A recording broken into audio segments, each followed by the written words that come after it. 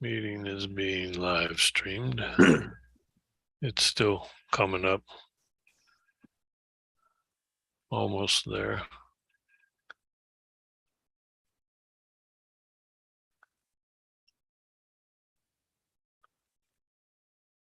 Okay, we're coming up on YouTube.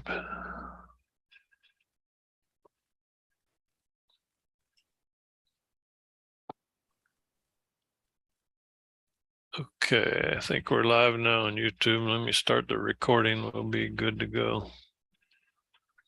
Resume recording. Okay, so we're ready to go, John. Okay, good afternoon, everyone. Welcome to our August Guam Board of Accountancy board meeting. I call the meeting to order. Present are board members Taling Taitano, Francis Baba, Sean Phillips, Jenny Chu, and myself. Executive Director Dave Sanford is also present. Don't see any other guests or okay. Anyway, so this is the agenda, Dave. So just to confirm, the meeting was properly announced, and so we can proceed. Okay, yes. Here's the announcements. Both of August them. 18 and then August 23rd. Okay. 18 and 23rd, yeah. So then the first order of business is approval of minutes from the previous meeting. Move to approve. Okay. Can I hear a second? Second. Second by Okay. Francis. Thank you. So the minutes to last month's meeting are approved. Okay, next order of business is old business, accountancy endowment fund update. Okay, how are we doing? Okay, we're doing okay. I want to first cover this. We got a letter from UOG thanking us for our contributions and blah blah blah. So say we go a long way in supporting programs and services to our students and the community, specifically through the Board of Accountancy Visiting Professor Program. So that was a nice letter. Documents our contribution. That's the first one we've received ever, so it's nice. On the fund, we're hanging in there at around 4.1 million now, I guess. You can tell by the little graph here how it's kind of, dribbled down a little over the last few months. And it dips up and down, and still every day, I think the Dow's going up and down a few hundred points every day, sometimes 500-600 points. But as of August 22nd, we were back to 4.3 million from 4.1 million on June 30th. So,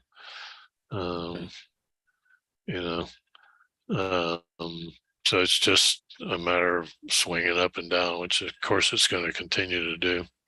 There's another 10,000 in fees that were taken. So on an overall basis, as of the end of July 29, we started the year at 4.748 and we ended at 4.394 year to date. So far we're seeing a 12.6% decline versus the last 2 years of over 11% increases. This is investment performance itself. So we're not totally down. I mean, we're ahead of the game in terms of inception to date investment earnings. So like everybody else, we're down, recently. I'm going to flip down to the end. This is all the typical investment stuff. The fees year to date have been $34,000, so it's running about $10,000 a quarter. So that's kind of seems to be what's pretty much looking at. So the one thing that hasn't been taken out of the fund is the funding for the visiting professor program. So I'm not sure when they're going to get around to doing that, but when they do, they'll probably take the cost of Ray being here for the semester out of the fund itself, which should be about 100,000, 70, 80,000, maybe something like that. So, well, that's kind of where we are right now. Don't know if anybody has any questions.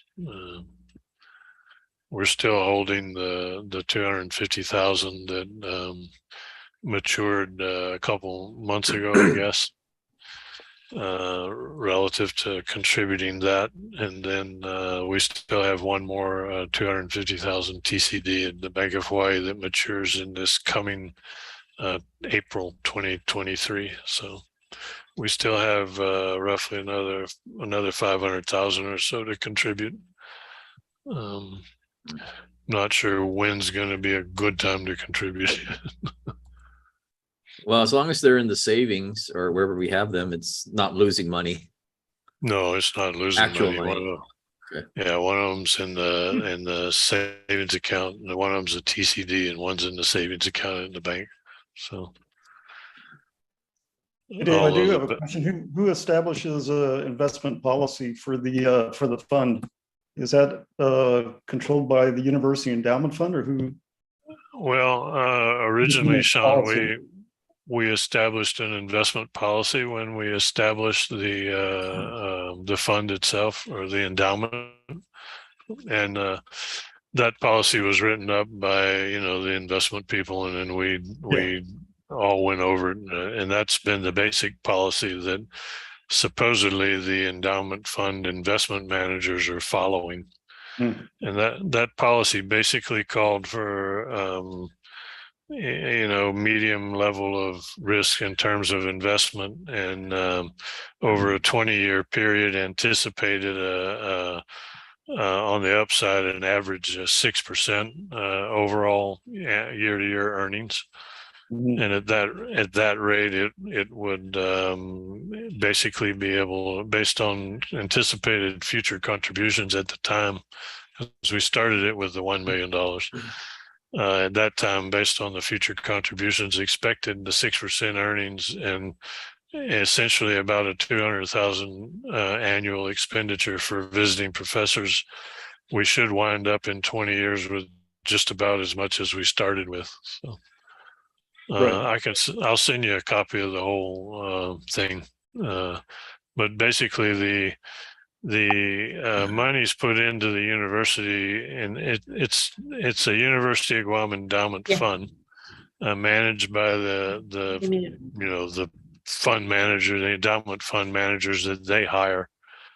But they do maintain our monies separately from the rest of the endowment funds. So it's in a UOG fund, ED fund 2 account. So it is accounted for separately. So we do have our own, that's why we have our own statement. A lot of the other ones are all commingled, but ours is separated. So Okay, appreciate that. I'll send you a copy of the whole investment policy thing so you can take a look. But it's been, I think we did it in 2015 or 2016. So it's been 5, 6 years, 7 years, I guess. So. Okay. Any other questions about the endowment fund? At present, we don't have any plans for anybody to come back at this point. And we have no plans for a visiting professor either in the fall or next spring. I mean, Ray had indicated that he was amenable to returning as long as there were a couple of changes made. So we don't know if those changes are going to be made. We're still waiting to see who's going to be the dean, I guess. Right, John? Yeah. I haven't heard anything yet. Have you? Advisory committee. No, the advisory committee hasn't heard anything either. So I guess we haven't. I haven't. So it's still kind of a waiting game to see who's going to be doing what to who, I guess, before we continue. Okay. Okay. If there's no more questions about that. Yeah.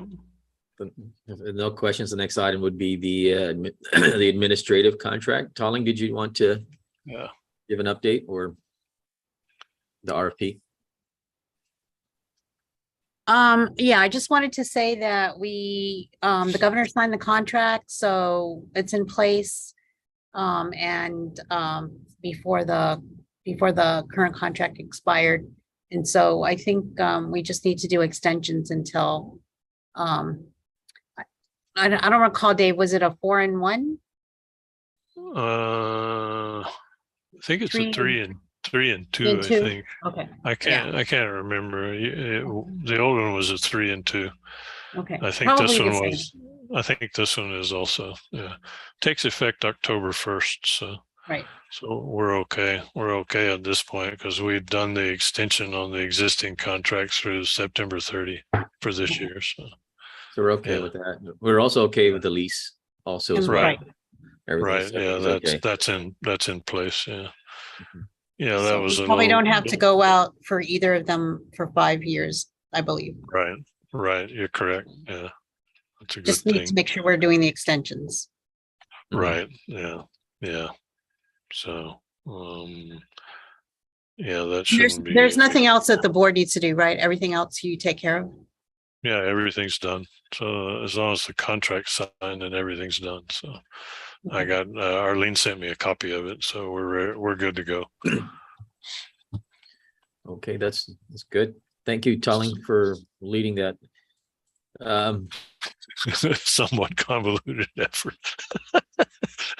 Oh, Well, yeah. you know, with the AG's new contracts, now they've got one that includes everything but the kitchen sink. So Yeah, it That's- just seems like the that's process true. is different every time we go through it. It is. The assigned attorney, though, is pretty good at turning things around, so she made it Yeah. easy. I know in the past, it's been really difficult dealing with that group. Yeah, thank God we've made a connection with you have with her and I have with Rob. So when I email Rob, I usually get a reasonably quick response, you know, and he manages to get somebody assigned to whatever we need. So fortunately, I don't anticipate us needing to hire legal counsel in future unless we get another case of some kind. Anyway. Okay. Okay, so the next item, Dave, I guess we can move on to the applications. Right. This is applications we need approval for the new applications. Most of these are people getting their active. There's a test and non-attest, and I'm happy to say at this point there's more actual licensees than the initial non-attest just for education. So we also have several reinstatements here. One SE and several reinstatements. People have begun to realize that, oh, I expired. I mean, it's 3 years now. And so they're coming back to pay up and get themselves back up to speed. We don't have any issues with any of these. We do have actually 2 people from Guam. Haga-san works for Tokyo Marine. Yeah. And Richard Izama, who works for the hospital. Okay. So that's nice. And at least we have 2 more Guam CPAs licensed. And we have 1 firm license, but it's a firm license because it's a firm that's actually merging with a firm that has a license in Guam. This Forvis LLP out of Missouri, but they're merging with Dixon Hughes Goodman, which already has a firm permit here. So there's no real issue with that. So. Move to approve. Okay. Thank you, Todd. Can I hear a second? Second. Thank you, Francis. Okay. Good things. Okay. So we don't have any other extensions. We can move on to our candidate care report. Let's get down here. This is basically the gist of it. Out of 120 issues, I guess they're spread pretty evenly between a third of candidate error and such, about a third with prometric and scheduling, and then about a third with hardware or software issues. The hardware software issues are one of the things they're pretty sure they're going to be able to have go away with the new exam in 2024. And that's based on the revamping of the actual driver the type of drivers they use to deliver the exam over the web. So it's more of an updated web-based process versus the old drivers they've been using. So also taking Excel out of the exam and putting in the Java-based spreadsheet, Spread.js is supposed to eliminate a number of issues also. So, but there's nothing really of major concern here in this report. One thing though to notice is that on May 1st here, NASBA implemented an OCTA application dashboard where the candidates are supposed to sign on with a single sign-on and manage their application and their scores, et cetera, et cetera. And I guess it went pretty smoothly. We got emails from a handful of candidates saying, I'm having problems signing on. My stuff's not working as usual. But considering how many candidates we have, we only had less than 10 people, I guess, total over the last month. So I think it went pretty smoothly. Dave, they said that there were 120 issues. Did they say how many candidates this covered? Basically, it covers all the candidates that tested from April 1st to June 30th. Do you know what that was approximately?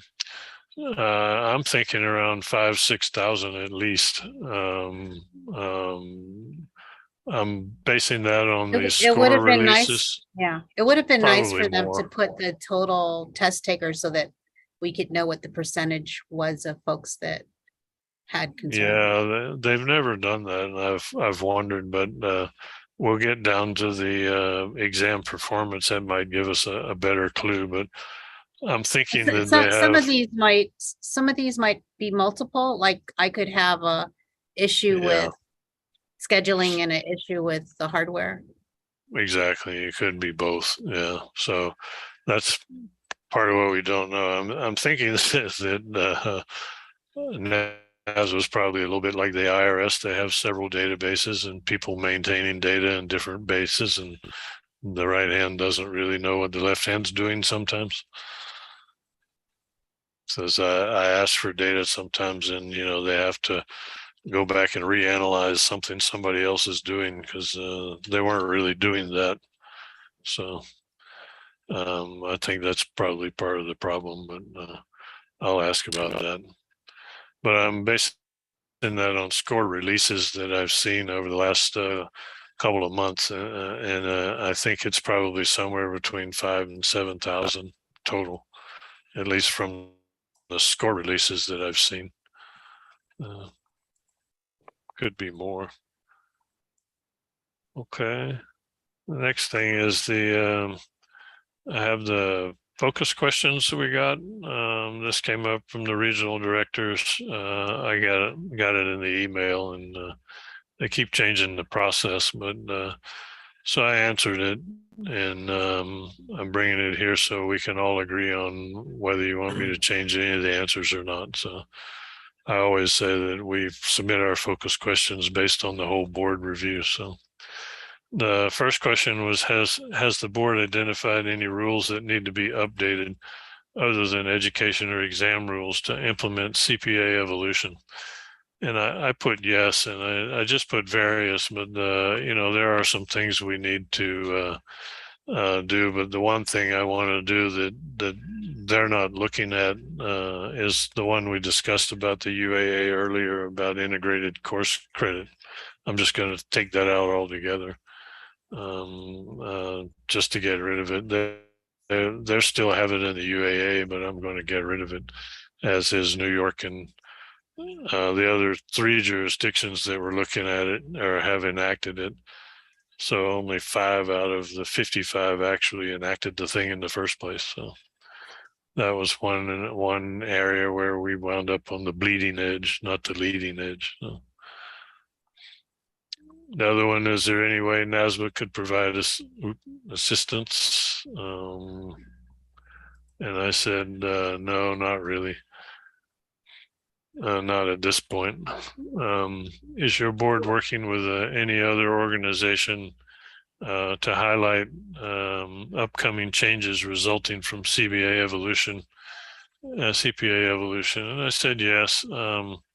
And basically, we're doing that with working through the society. We've done the presentation at the Guam Society and for the Junior Accounting Society at UOG. So that's my thought there. So then they ask about best practices we could share as a means of communicating to stakeholders, and I'm leaving that blank unless anybody has something they want me to put in there.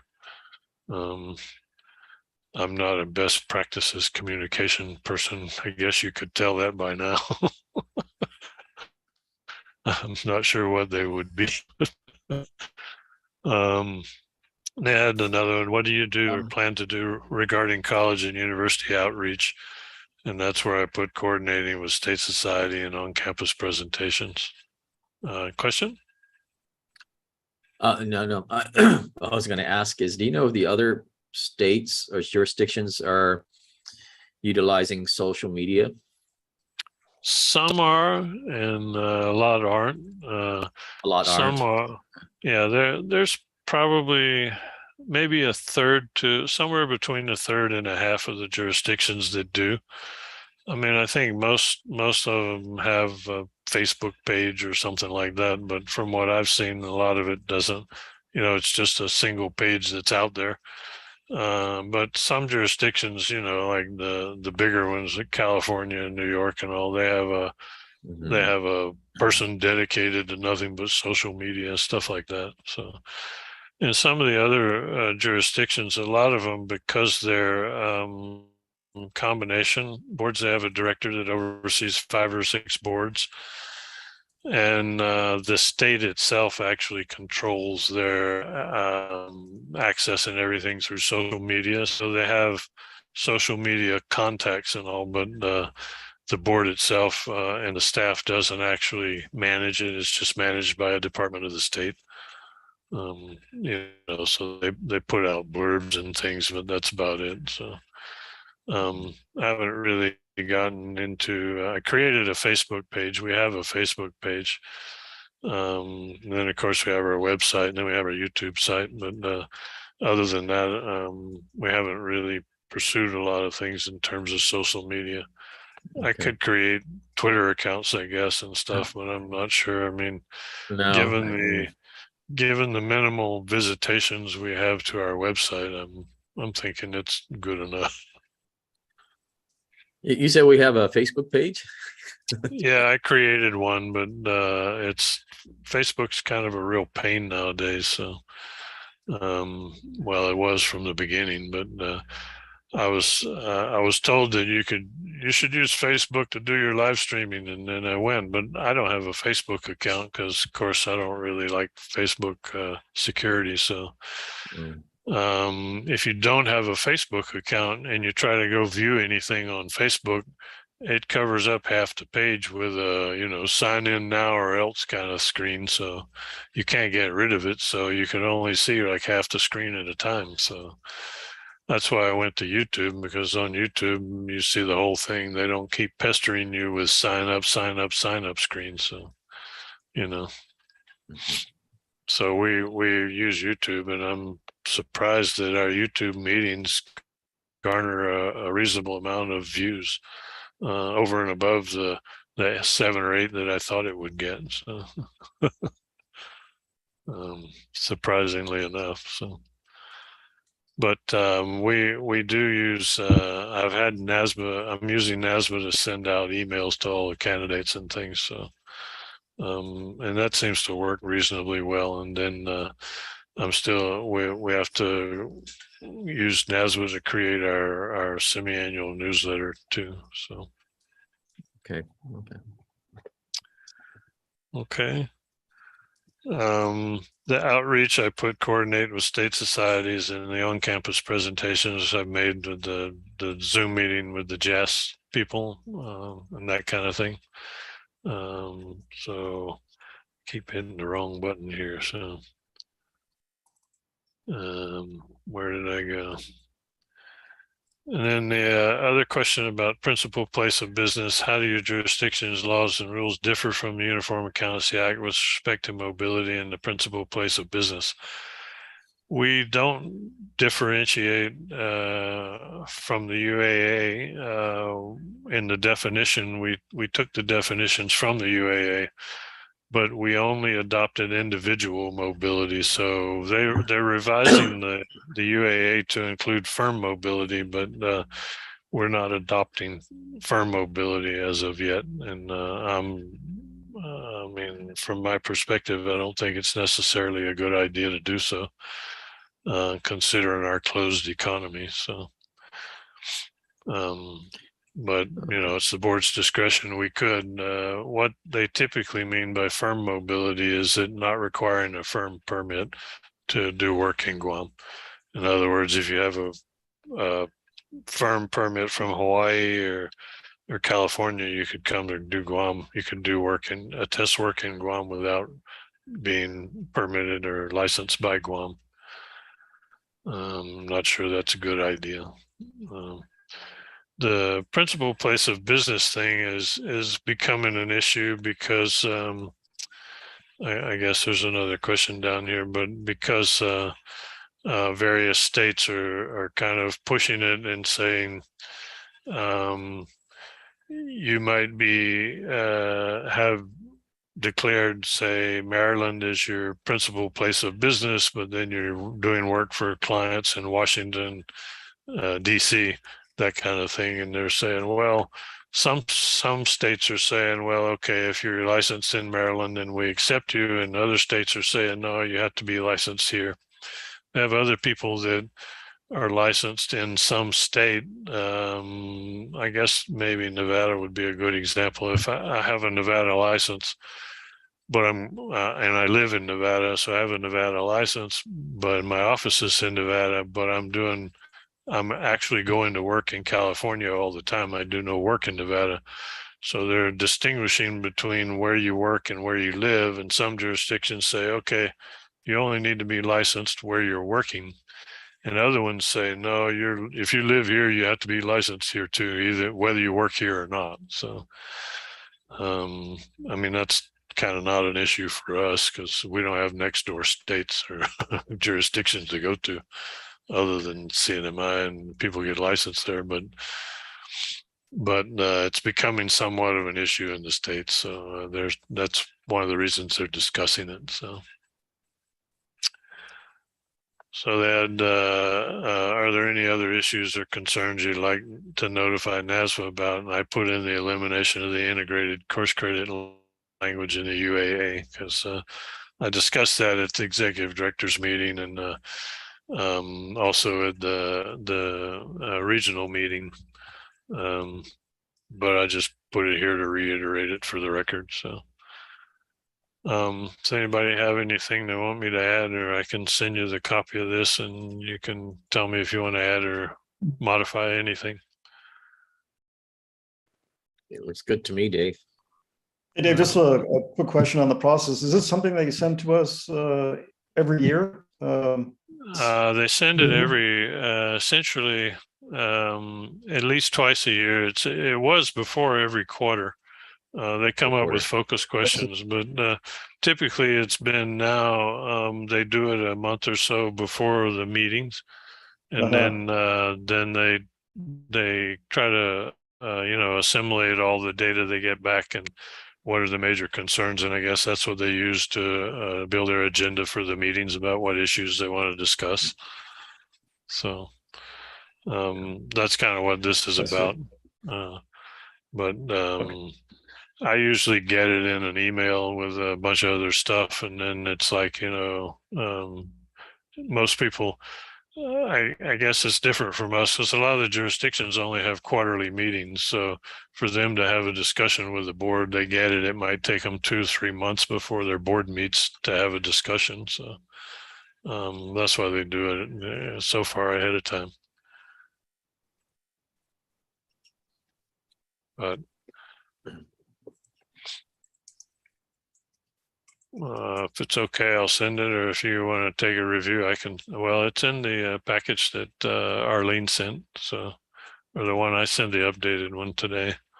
And I updated the financial statement, but if you wanted me to make any changes, let me know. Dave, this is an Okay. online survey, right?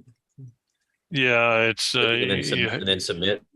yeah, you have to do it online and submit it. So yeah, I'm not thrilled about the way they're doing things online necessarily, because it's a little bit restrictive. In the past, they used to just send us a thing, we filled it out and sent it back, and I mean, I would think you could still do that with, the PDF forms, but they like to do everything online now with smart sheets and all this good stuff. So some of their sheets aren't so smart though, so it's a little difficult to answer at times. And No these question. questions are good. Well, I guess are important. Like Dave said, that they gather all the input and then they use it as topics for the regional meetings or the breakout sessions, and they get more Yeah. feedback. So Yeah, that's been the basic purpose of it, I think. So Yep. okay, move on. We'll look at the exam performance. Let's see. This is for Q2, which would be, or should be, the April to June tallying. So this is Guam. So we had, they're telling us we had unique candidates, new candidates, and total sections. So these are actually sections, not candidates, I think. So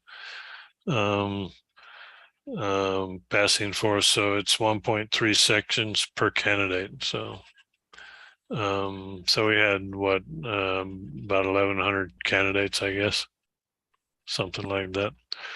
But this is our pass rate, 50%, average score 70. So in terms of ranking among the 55 jurisdictions, in number of candidates were 6, and sections were 6, pass rate were 36, and average score is 39. So, and that's typical. We're still holding on, hanging in there. But we're still seeing this trend here. We're looking at the dark one is 2022 against the gray of last year, 2021. And we're looking at 1,532 sections in Q1, and then 1,461 in Q2. But we're looking at like somewhere between 15 and 18% increase over last year, which is kind of interesting, because when you look at the national performance, it's declining, not increasing, or we're still increasing through June. And our average age and everything is about the same. So if you go to our degree types, we have 65 bachelors, 25% enrolled or other, which is meaning education or other types of degrees. And then we have 10% advanced degrees. And this is somewhat reversed on the national basis. They have more advanced degrees than they have other. So, but we're up to foreign addresses now 91%, where this used to be down to around 85. Now it's 91. 91%. So, but again, if you go and look at the overall for the whole entire 55 jurisdictions, they're looking at 38,000 sections. So it's hard to tell how many candidates, 1.3. So I don't know, maybe 35,000 candidates, or what? These are still sections. So I don't know, hard to tell. But if this was the Q2 performance, and I guess even if you said there were 30,000 sections, then it's 38,000 sections, 30,000 candidates, 25,000 candidates. If you only had 120 problems, I guess we're okay. Huh? But you can see here, they have a year over year from 21 to 22. On a nationwide basis, it's declining. even still here. So candidates and sections. So, and where is their average age? I guess it's on the next page here. No, they don't show it, but yeah, their average age is 29 and hanging in there. This used to be a little bit lower. It used to be more around 27, 28. So the candidate population is aging on a nationwide basis. We've always been around 29 to 30 years is our average age. Mhm. So on the whole here, you can see they have 21% advanced degrees and 10% other. It's almost the reverse of what we have. Also, they only have 15% foreign address. So that's one reason. But if you look at all the jurisdictions on a whole, we're number 6. So the only jurisdictions that had more candidates than us is Alaska, California, Illinois, New York, and I think Montana or Texas this time. So, which is, the big states, Texas, New York, California. Illinois has always had a history of having a lot of foreign candidates, and then Alaska too. So Alaska, we're usually neck and neck with Alaska, but Alaska has a more relaxed education requirement than we do. And then we run close to Illinois, but then almost always it's California, New York, and Texas are the largest. So in that sense, we're not doing bad. We're doing a lot better than a lot of other jurisdictions. So, anybody have any questions about our exam performance? No. Okay, we can move along there to the quarterly communications with the board of directors. I'll start with this, but just briefly, this is a recap of the earlier stuff with the details, but they did a review in July. The board, NASBA board, reviewed and approved the proposed bylaw changes to the nominating committee composition and also the exam review board. And I have the details of that farther down. And then they approved who the award recipients are for the annual meeting is Donnie Burkett for the Public Service Award, and Jack Daly is for the Distinguished Service Award. Jack passed away, surprising, unexpectedly recently. And Patty Bowers, who's the Executive Director for California, is getting the Executive Director Award.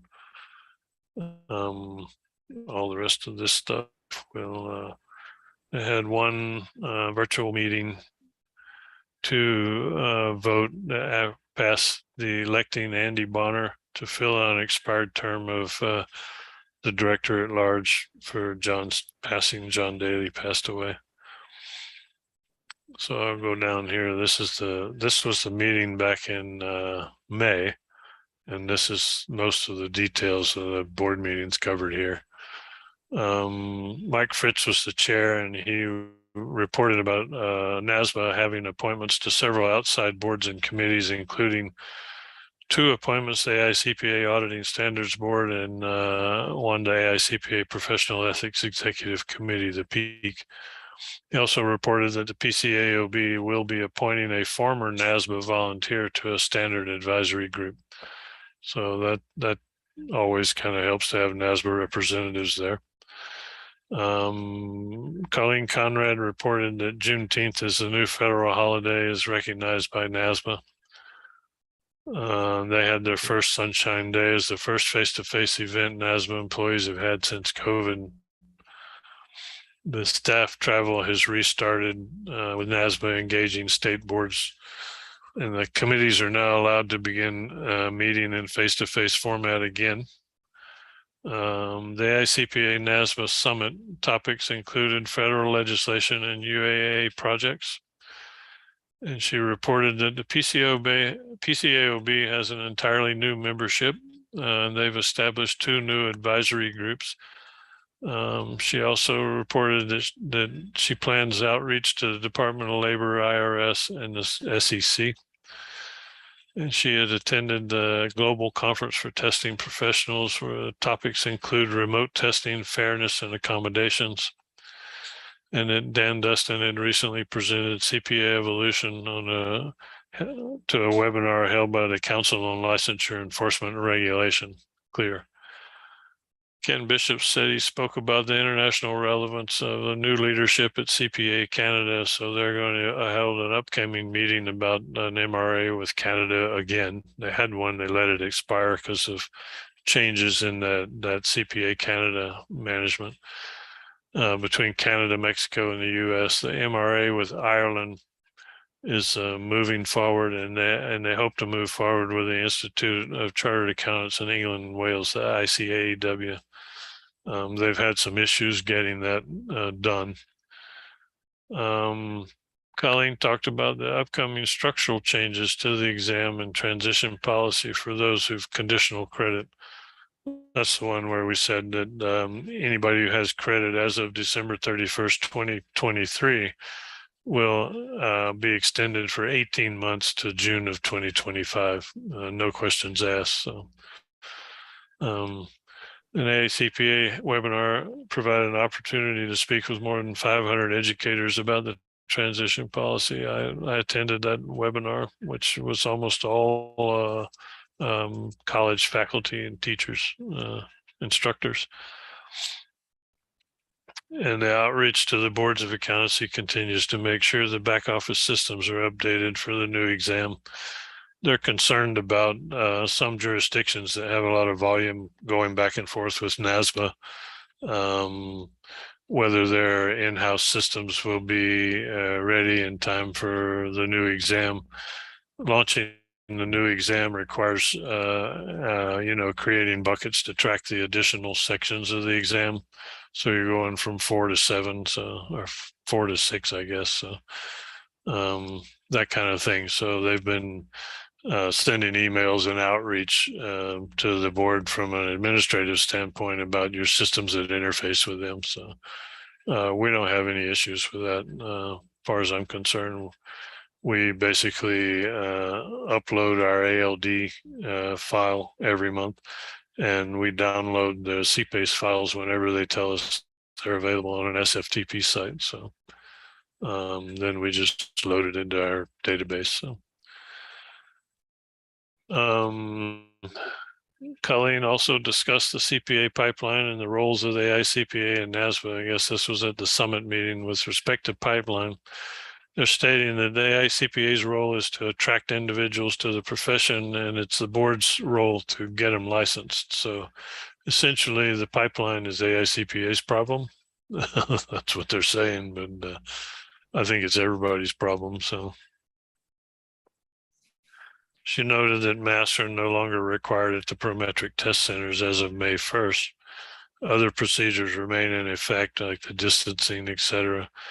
And then they have a more flexible international model where if approved to take the exam, a candidate can take the exam domestically or at any international test center.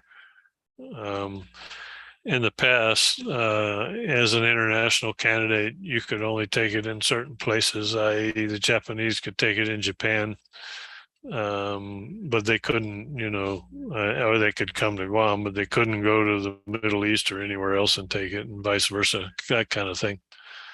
They've opened that up now, so now anybody can take it anywhere, wherever it's given. They also said they're considering block scheduling in the Prometric centers, where a firm with a relationship with the university could have all their candidates study and test for one section at a time. I don't know how well or big that's going to go over, but I guess we'll see.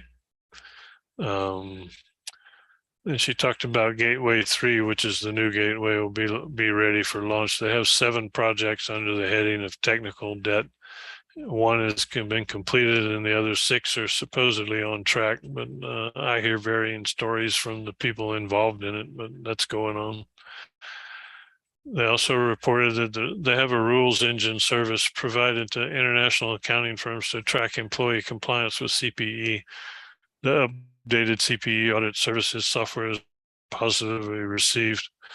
And I have to agree, they've updated it recently and it does work better than it did when we started. So they're bringing new states Okay. online. I had a quick question about the block scheduling. Uh-huh. Is there going to be a pricing difference or is that basically No, convenience for the I firms? think they're just talking about convenience. There's, to my knowledge, I don't think anybody ever gets any discount on the exam or the fees. It's all the same for everybody, no matter what.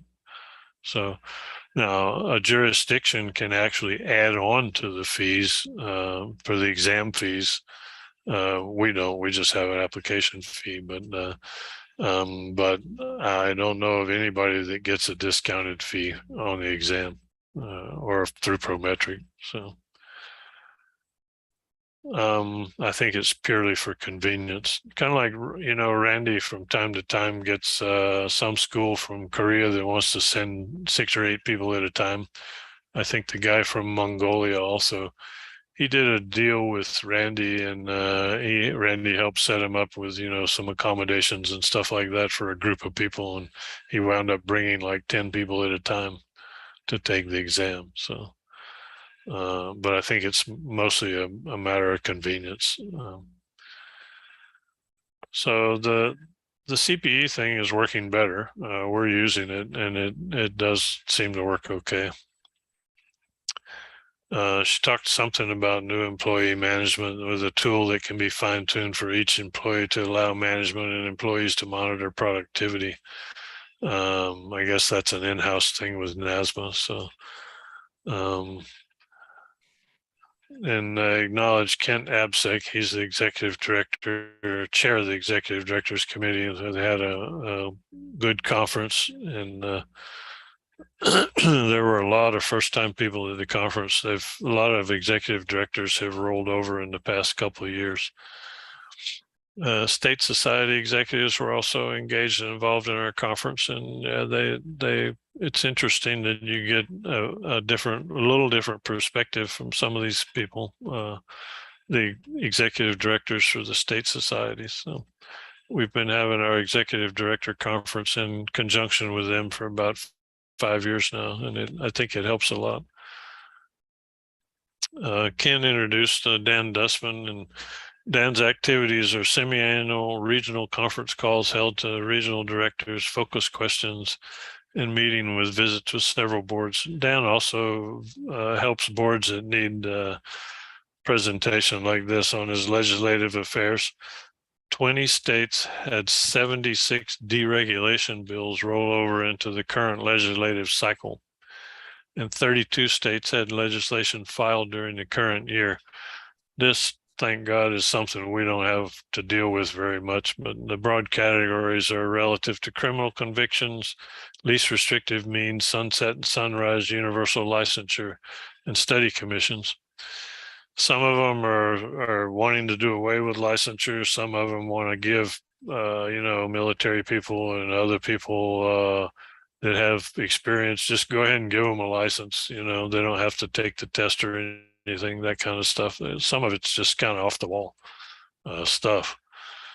It's crazy, but thank God we don't have a whole lot of that to deal with. The Center for the Public Trust, Alexander, they have one golf tournament fundraising event a year, and that's the only one they have held in Nashville. So it seemed to work okay. They seem to earn a good bit of money from it. So they have a video competition. The University of Guam now has a chapter for the Center for the Public Trust. And 2 of the students went to the regional meeting to attend the CPT leadership conference this year. John and I met both of them there, and I think it was a very good experience for the both of them. It's funded by the CPT. So they had 5,000 students participate in the ethical leadership certification program this year. And part of this video competition is they create videos focused on ethics dilemmas as part of the competition. And then I forget what the prize is for the video, but Every business student at Auburn University participates, and Mississippi State University is implementing the program in the fall. And they've updated it by adding a simulation and using different hosting platforms to increase security. So they had the student leadership conference at the Western meeting. That's the one the girls attended. And then they have an initiative to establish more chapters on campuses of the historically Black colleges and universities.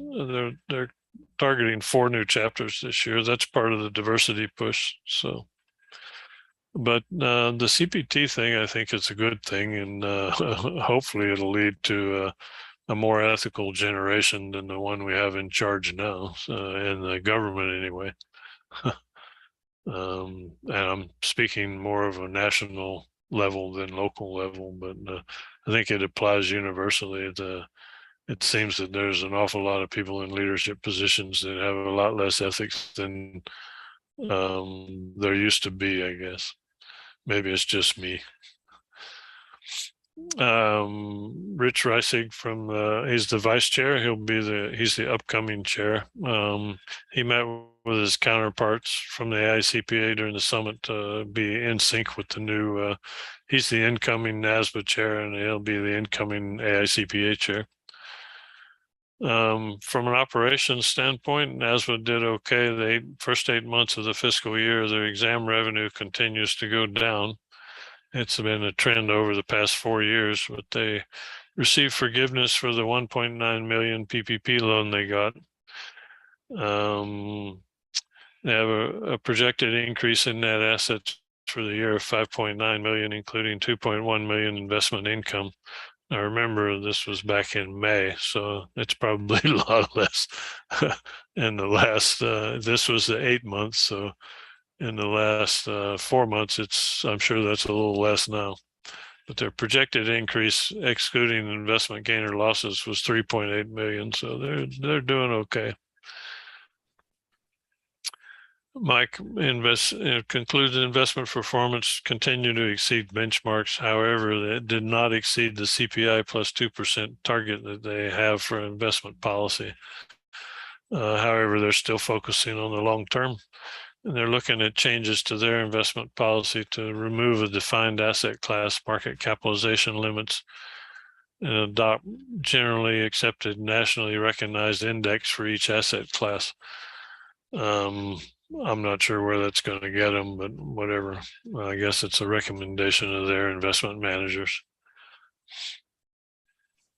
Changing the target asset mix also. So, of course, with NASBA, I have no idea what that is. So, changes to the investment policy statement as recommended were motion to be accepted, and they passed. So they've made those changes. So.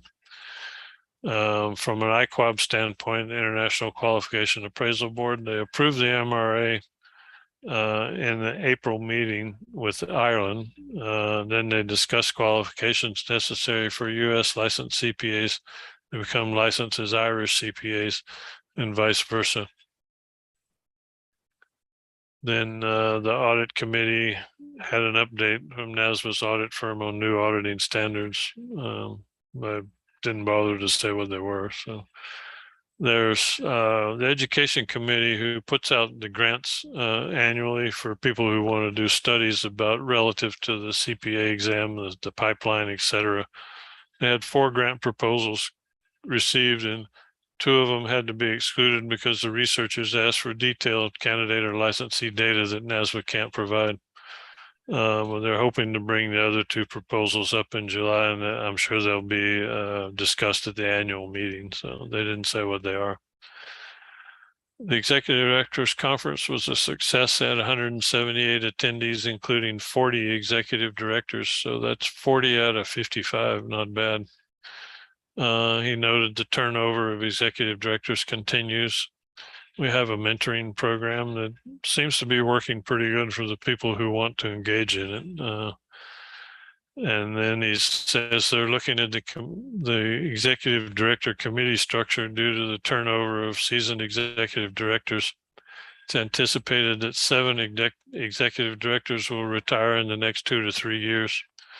on top of the 20 something that's already changed in the last 2 years. So there's going to be like 30 out of 55 will be new within the last 2 to 3 years. So the makeup of the committee could be challenged with some of the executive directors having multiple board responsibilities, which is more often the case than not. The executive director for the Board of Accountancy also oversees 2 or 3 other boards, so, which means you don't get that much attention. So the exam review board differed from other NASBA committees, and the bylaw committee was working on possible amendments, and we'll cover that at the end here. The final set is brought to the board and the approval in July, and they approved it. So they'll report on it at the annual meeting. The standard agenda items on the relation with member boards includes developing questions for the executive committee, the outcomes of the semi-annual regional conference calls, and the future use and administration of focus questions. So that's kind of where they come from, Sean. This is the policy discussion, the principal place of business thing I was talking about. Confusion has occurred when the CPA's principal place of business is in one state and the CPA residence is in another. Some boards are requiring licensure based on residence, even though the principal place of business is in another state. Ken Bishop noted that the UAA does not focus on state of residence, nor does it provide a lot of language around how a CPA determines his or her principal place of business. It doesn't. It basically just says you define your primary office is considered your principal place of business. That's the definition of it. So they're now wanting to discuss what to do about this. I live here, but I work there thing, and do I have to be licensed in both places, etc. So that's just it's generally a characteristic of states that like to get any fee that they can from a licensee or any other person that happens to be wandering through their state at any point in time. The SEC non-CPA audits overview. There, I don't know why they use this title, but this is an overview of the history of the ESG reporting and U.S. SEC proposed regulations related to climate-related matters and financial statement reporting. They're saying that there are some proposed regulations that might require corporate boards of directors to have an individual with expertise in ESG matters to require discussion of risk mitigation strategies. They discussed putting some of this ESG stuff on the CPA exam, the new exam, and it basically was turned down, saying that even if this stuff with the SEC and the proposed regulations gets enacted, it's not something that a newly licensed CPA would be concerned with. So they're not going to include it on the exam anytime in the near future. So internships is another issue. The range of internship hours currently allowed by boards of accountancy and the impact on mobility and uniformity. Should a jurisdiction adopt a model that's significantly different from the norm? Are there alternatives that make sense and positively impact the pipeline? The board discussed the impact of the alternative models without lowering the bar for licensure. I'm not sure what the impact or the alternative models are at this point, but there's been some discussion about how many hours a jurisdiction allows credit for internships and what exactly is an internship. And I think, I guess John and I found out in our discussion with the UOG ad hoc committee that maybe the internships aren't exactly what we thought they were, to some extent.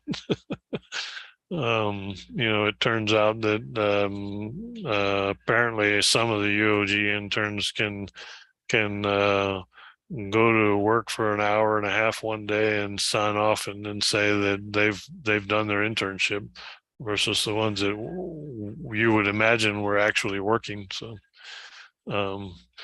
I guess it's different based on who the employer is, but from an education standpoint relative to the exam, we only allow 6 hours of credit for internships to count towards fulfilling the educational requirements of the exam, to sit for the exam. It's limited to a maximum of 6 hours. So these are the proposed changes to the bylaws for the this was the nominating committee language, which the only thing they really changed here was this cooling off period thing. I'm not sure what the real deal was here, but it's basically saying if you served on this, then you can't, as a board of director or something like that, you can't serve on the nominating committee for a year. The ERB changes, the bylaws, the big change is just this paragraph where they're saying it should read the review board shall evaluate and report on significant adherence with policies and procedures utilized instead of the appropriateness of and preparation, grading, administration of the CPA exam and the international qualifications exam used by the boards for licensing those CPAs, to include observation, inquiry, and inspection of pertinent records instead of saying examine such and make observation, inspection, inquiries as it deems necessary. So they're saying it's going to include observation, inquiry, and inspection of pertinent records and report annually on the ongoing reliability of such exam for the licensing of certified public accountants. To me, what it sounds like it's doing is just more focusing the responsibility of the ERB more on evaluation and adherence to policies and procedures versus the appropriateness of the policies and procedures themselves. So it's like they're changing the role to become a compliance assurance role versus an actual, do we need this policy or is this adequate or appropriate? I can't give you any reason why they're doing that. We'll have to wait for more information, which they should discuss at the annual meeting. The only thing I can think of is that they're trying to align it with some of the other responsibilities of the committees, that it's not necessarily their job to actually determine policies or the appropriateness of policies. They're more designed to determine compliance. Anyway, that's basically all there is in here. And then they deleted 862 altogether, which was about the chair serving the terms and stuff like that. So anybody have any questions or comments about the updates there? I'm sure a lot of this stuff's going to get discussed in the annual meeting. So if there's no questions, we can look at the financial statement. I received the July information for the CPACE, the applications, and for the test center fees this morning via email. So typically they get it out around the 25th or 26th. So I got it today. So I figured I'd go ahead and update this to be actual financial statement, which still shows us doing well with our exam fees and our individual licensing fees, which essentially is renewals of existing licenses. So it was stronger than we anticipated it being after COVID all this time. So we're still 36,000 over budget, and we'll wind up with another 10, 15,000 or so over the next 2 months, I'm sure, as the stragglers come in. So, but our certification fees, which is brand new licenses issued, I think it's going to wind up just about on target. So it typically runs about 10,000 a month. So we should look okay there. And otherwise, the most of this 31,000 is comprised of late fees, the penalties for people that just renew late. That's the majority of this. So we're okay with the revenues. We're already 574 over. Expense wise, we're doing well. And if you look at the fact that we're $1.5 million net deficit, but we had $1.25 million contribution, we're essentially, if you take out the contribution, 244,000 or 245 to the good in terms of excess revenues. And with having most of our renewal revenue here over the next 2 months, we're going to have probably another maybe 50,000 in revenue and about 150 in expenses because of the NASBA dues, et cetera, are going to hit in here. I think overall we're probably going to wind up somewhere around 200 without about 200,000 excess revenues, which is definitely more than we planned. So I think we've hit the milestone of having enough of a licensee base to continue to support the board without worrying about needing an appropriation from GovQuam or whether we, get back our test center. If we get back the test center fees, if they build back any relative amount of volume, then that'll definitely give us another 100 to 200,000 a year. We should be able to contribute to the endowment fund if necessary or as necessary. Hey, Dave, sorry, just to clarify. So if we don't have a testing center, we'll still have exam application fees, certification fees, and individual license fees, right? Absolutely, yeah. This was the history of the test center here. So it went from 412 to 213 to 2,900 to 6,300 so far this year, and we budgeted 0. So, and we're fine without it. So, okay. I don't think NASBA has any intention of closing it, but they're still waiting to build back volume. Yeah. Okay.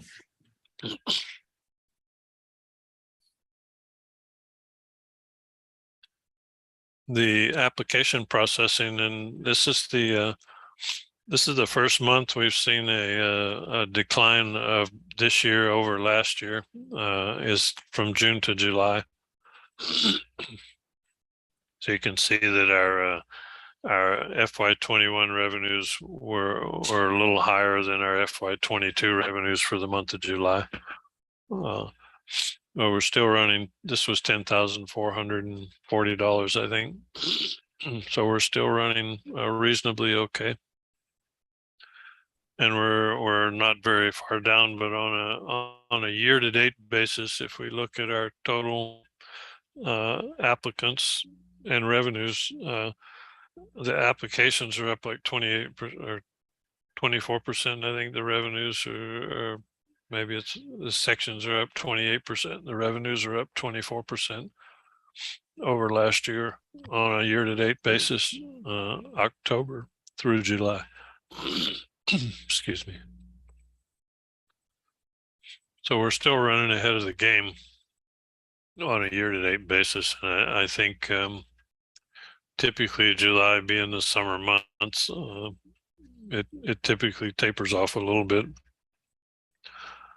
I think it's gonna, it always waves up and down through the year, so it'll go back up again between September, October, and then taper off again in November, December.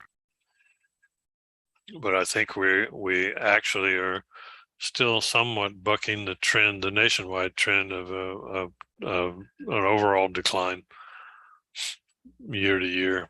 And I think we're going to at least wind up even with, if not ahead of last year in terms of revenue. Can't exactly tell you why, other than the fact that the majority of our candidates are foreign, not domestic.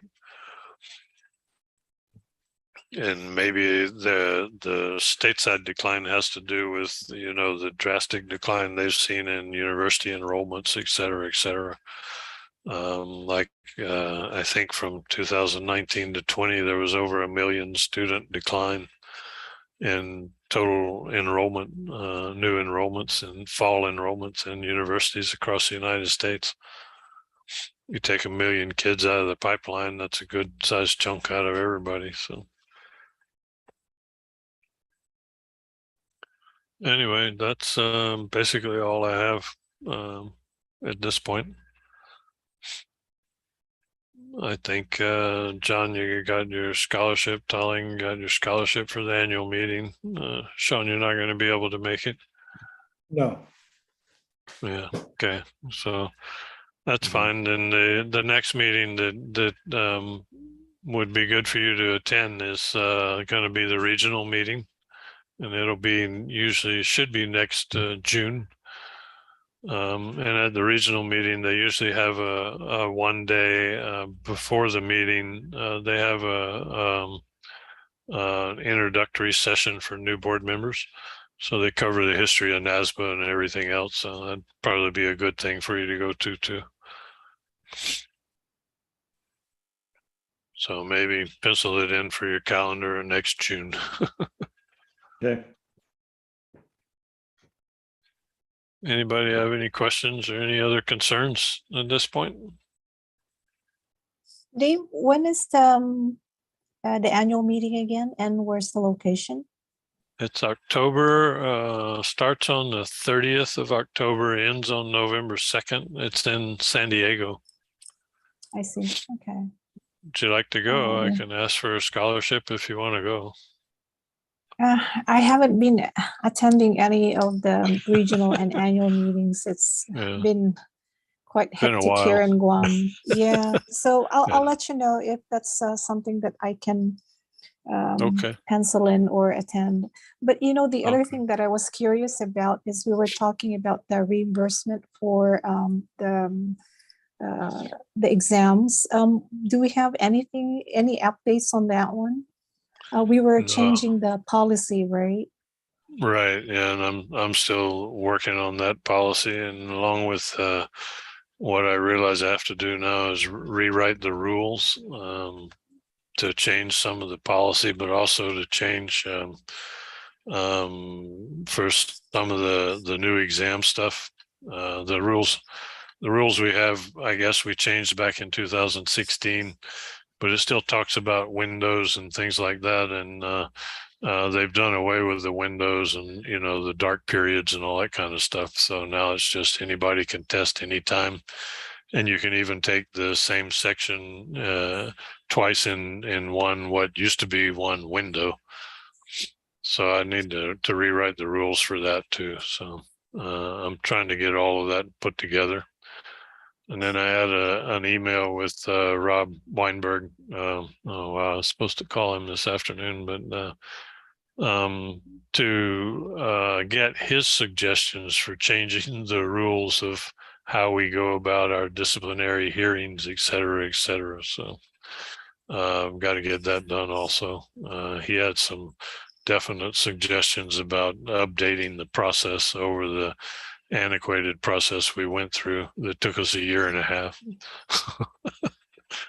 And Absolutely. $28,000 worth of legal fees. So That yeah, was an experience. definitely. But And yeah, we haven't heard from anyone claiming for reimbursement, right? It's been quite some time since we got one. right. Yeah. Okay. All right. Thank you. Okay. Anybody have any other questions? Yeah, I don't have anything, Dave. Okay. Well, then it's good to see everybody. And I think Arlene wanted to move the September meeting by 1 week again, since it would only be like, I guess 2.5 weeks from now if we had it under the normal calendar. So I think she was going to send an invite, maybe to move it to like September the 20-something, 22nd or something like that. Anyway, Okay. we'll send that out. I don't think anybody have any issues with that. So I'm going to stop my screen share. Okay, we can adjourn whenever you're ready, John. Okay, can I hear a motion to adjourn the meeting? So moved.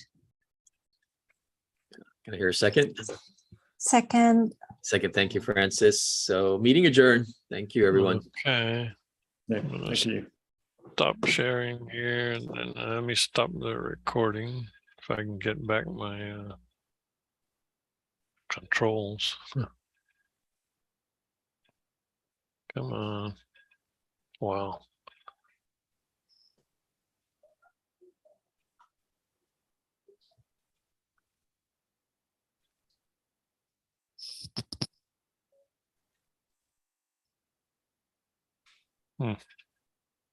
Something froze. Hey, Dave, so Yeah. we need to exit, right? Because this is a quorum and constitutes a meeting. Yeah, I'm trying to, my system seems to have frozen here. I can't get back to controls to stop the recording or the, You're just gonna have to exit. Okay. Well, anyway, I guess. thank you, everyone. I'll see everyone later. Yeah. Okay. Go ahead and Bye. exit. Go ahead and exit. Thank you. Wow.